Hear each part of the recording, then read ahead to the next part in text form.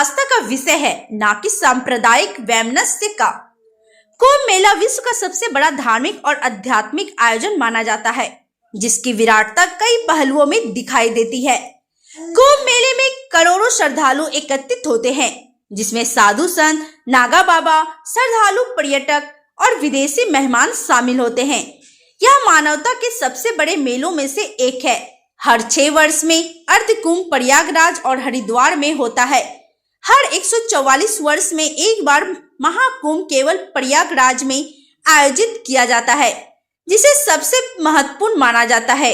हर 12 वर्ष में एक पूर्ण कुंभ आयोजित होता है, जो 4 प्रमुख तीर्थ स्थलों प्रयागराज, हरिद्वार, उज्जैन और नासिक में आयोजित किया जाता है। प्रत्येक स्थान पर इसकी अपनी विशेषता होती है। महाकुंभ का इतिहास प्राचीन ग्रंथों, धार्मिक मान्यताओं और ऐतिहासिक घटनाओं से जुड़ा हुआ है। यह केवल एक धार्मिक आयोजन नहीं, बल्कि भारतीय संस्कृति, परंपरा और आध्यात्मिकता का प्रतीक भी है। महाकुंभ मेले की उत्पत्ति की कथा हिंदू धर्म के प्रमुख ग्रंथों में से वर्णित समुद्र मंथन से जुड़ी है। जब देवताओं और असुरों ने अमृत कलश कुंभ प्राप्त करने के लिए समुद्र मंथन किया, तो विष्णु भगवान ने मोहिनी रूप धारण कर अमृत को देवताओं में बांटना शुरू किया। इस दौरान अमृत की कुछ बूंदें पृथ्वी पर 4 स्थानों क्रमशः प्रयागराज, गंगा यमुना सरस्वती संगम, हरिद्वार, गंगा नदी के तट पर, उज्जैन क्षिप्रा नदी के तट पर, नासिक गोदावरी नदी के तट पर गिरी। इन स्थानों पर अमृत की उपस्थिति के कारण इन्हें पवित्र माना गया और कुंभ मेले की परंपरा आरंभ हुई। इस आयोजन का उल्लेख कई महत्वपूर्ण प्राचीन ग्रंथों में भी मिलता है। महाभारत भीष्म पर्व में उल्लेख मिलता है कि प्रयागराज में कुंभ के समय खान और दान का विशेष महत्व था। ब्रज पुराण और स्कंद पुराण में कुंभ स्नान के महत्व की चर्चा की गई है। हेनसाक चीनी यात्री ने अपने यात्रा वृत्तांत में प्रयागराज में एक भव्य धार्मिक आयोजन का उल्लेख किया, जिसे कुंभ से जोड़ा जाता है। इस क्रम में ऐतिहासिक प्रमाण भी इस विराट आयोजन की ओर संकेत करते हैं।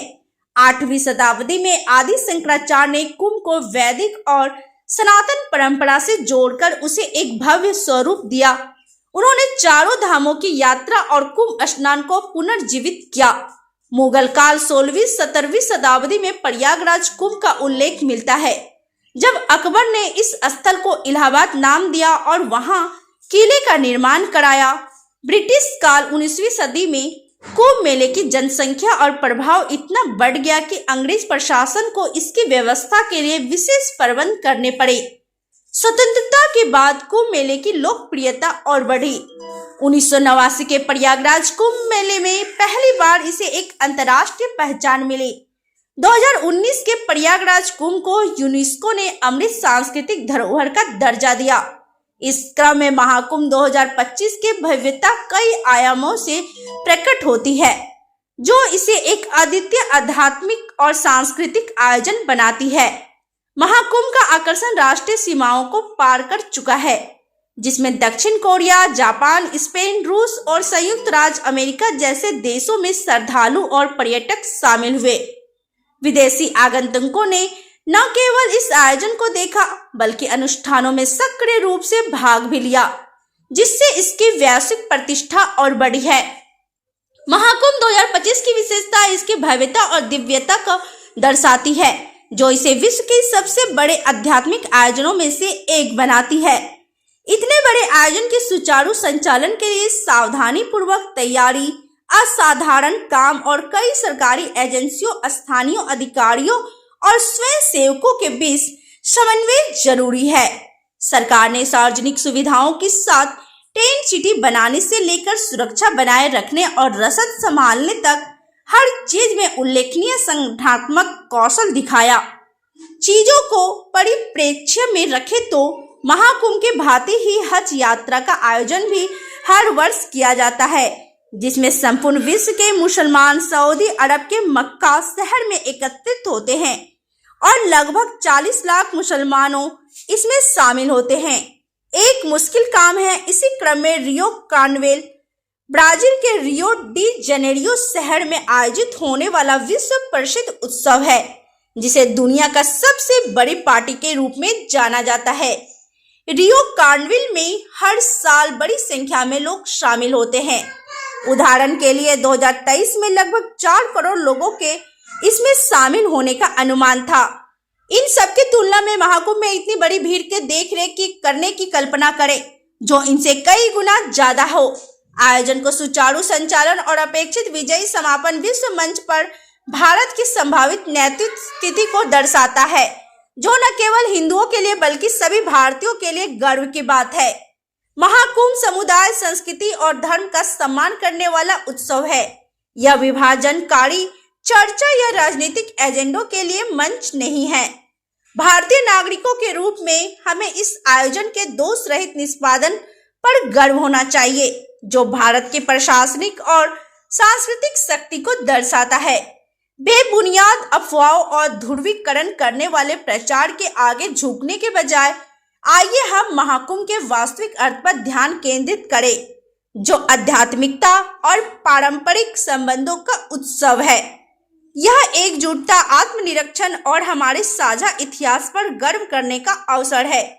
आइए हम सुनिश्चित करें कि इस आयोजन की पवित्रता बरकरार रहे और यह दुनिया भर के लोगों में आश्चर्य और विस्मय पैदा करता रहे। भारत ने एक बार फिर देखा कि इसके पास इतनी बड़ी भीड़ को संभालने के लिए संगठनात्मक कौशल और नेतृत्व के गुण हैं।